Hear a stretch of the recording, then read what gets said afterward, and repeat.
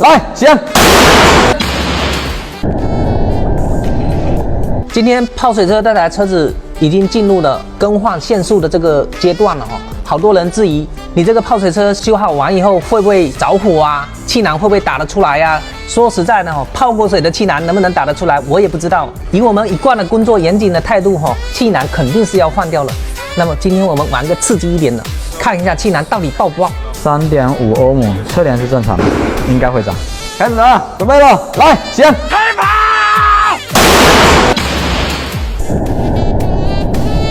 哇！线路烧不烧我可以保证绝对没有问题的。但是呢，气囊爆不爆呢？